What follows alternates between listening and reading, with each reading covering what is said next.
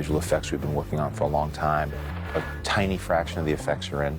We're working off of temp effects. Those won't all be in for another month. And we have to make slight picture changes always to accommodate that. So for you, you do your landing, boom, boom. The first half hour of being in the Iron Man suit is like the coolest Halloween you ever had, except you're alone in the trailer before they call you on a set or whatever, or you're getting ready and you just catch a glimpse and you go, that's right. Grandma'd be proud. Shane Mahan and all the guys are geniuses, literally. Suit yourself. Everybody knew, like, and Marvel especially, like, it can't look like a guy in a suit. That was the interesting challenge of getting the right proportion of the suit to the girth of the shoulders, to the size of the head. Make it as small as you possibly can. Make the legs as long as you possibly can. Then Robert Downey was cast when most of the model was kind of done. Then we had to scan him and kind of fit him in from the hips up. Still purport, because he had to operate the thing. 2, 1, go! But we found some really great and talented stuntmen performers that were very athletic, very fit. They fit lengthwise into the suit as well as the upper proportions. And the audition basically was, can you fit this helmet on? Because if you can't fit the helmet, you can't be in an Iron Man suit. There were guys just trying so hard, like, oh, I can do it, like, you know. Oh, is this what I think it is? Yes, it is. We call this the autopsy body. The technicians and the Air Force and Army brass are going to be taking this apart to sort of see how it works. We built 2 practical hero suits and like 4 stunt suits, and you know, and then we built the Mark II. Was actually a hybrid. I mean, it was half fiberglass and half rubber, so you could get some flexing in it as well. So now we're able to get this kind of compression with the ribs. So it gives the actor a little more flexibility in bending side to side. What we had going against this was that we're creating this, you know, armored suit on a man that's going to move like an acrobat and a fighter, but is clearly more robotic. First of all, how do you get around that convention and that physical problem? And how do you create that world and still make it feel like it's actually happening? We were originally asked just to provide some reference pieces for them to film, and then they were going to do a lot of CG work. As the scope of the project developed, you know, they realized that, you know, that it would work better if they had some more practical elements involved in it. And it just started expanding into us actually putting a guy into the suit and ended up using a lot of it with the man in the suit. Jon Favreau knows the limits, the parameters. He knows how much the actors are willing to put into it. In this film, they're going to do mostly motion capture for the legs.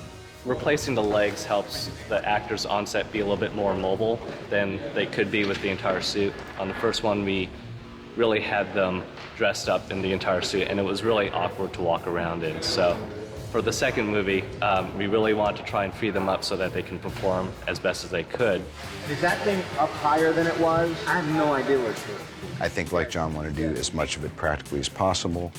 To me, some of the best stuff, the best visual effects are just stuff that we shot practically, or the Mark I suit. Favreau always is pushing that aesthetic. He wants to believe the camera move. He wants to believe that it could be shot by somebody on a platform somewhere. He's always asking about the map. At that point, they could start to rotate, and we could be doing this. Even though we know we're going to have to rely on digital effects, the goal in conception is to figure out where the camera would be if this thing was really happening. Because then the film's a little more honest and then it's rooted in reality. And I think that was successful about one. He really strives to at least have a grounding, solid, practical camera move, a grounding element in the scene, as much as possible in the plate that's real. Shooting practical elements seems big and expensive, but it's actually less expensive than the type of digital work that would be required. And even digital work, they'll go out and shoot elements on their own. Rarely do they build something out of nothing. We always try to have it live and practical. When you can, you do. When you can't, you always look at a practical reference so you can either match it or augmentate it. We learned in the first one that the more practical elements you could shoot and the smarter you were in the way that you conceive of the shots, and the less you're asking of your vendors to create out of nothing, the more likely you are to achieve something that fools the audience. We use the suits throughout scenes just to get capture, reference. You know, we get a really good sense of what the lighting is, how they respond to lighting, and we really strive to have shots where you cut practical suit, CG suit, practical suit, CG suit, and you don't know what is what. Here at ILM, baby. NorCal. When you look back on 2, because ILM and the various houses did such a great job, they were able to embellish upon that reality so well that we relied more on digital, ironically, in 2, and because we had learned so much about what we could accomplish. And we used less of the physical realities, and we ended up relying more on the digital side of things, but still maintaining an idea for the camera that would be rooted in a reality. Between us and visual effects, we really came to the conclusion of physical start, physical end with a soft, gooey texture of digital in between, maybe with a few more shots. I told you to shut it down.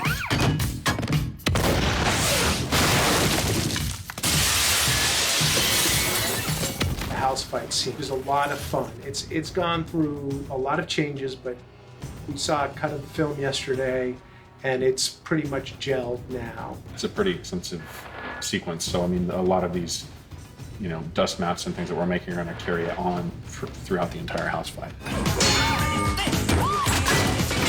I'm going to start layering on dust at different progressions of the fight. So I've got him, I'm going to have to put some dust on his shoulders and the back of his head. We're working on doing some digital destruction to the Stark house to represent the damage that's kind of sustained while he and Rhodey are fighting each other in the Iron Man suits. We will give John exactly what he wants. You know what, I want to destroy more of this. I know that I want Iron Man to lift his head and break through this fireplace right here, so we should start planning on what kind of debris is going to fall off his head. Should the explosion be bigger, what should we do with the fire? You know, the fireplace seems kind of a little bit undented, undamaged after he pulls himself out. So we sort of up the intensity of the damage. The whole wall gets caved in as Iron Man hits it, and then you have a much larger fire explosion element.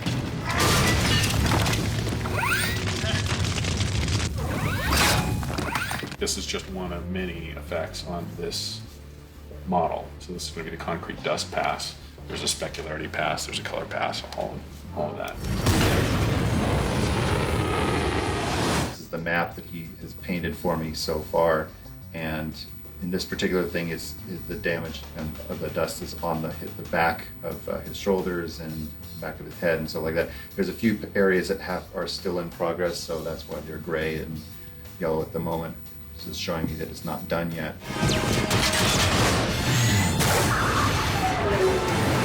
Definitely up the ante as far as how things work, kind of keeping that whole feel that things are supposed to be real within the film. It takes a lot of work to get it right, to make the lighting match up and make it so that, you know, but visual effects is one of those areas where if you do your job perfectly, nobody notices that you did anything.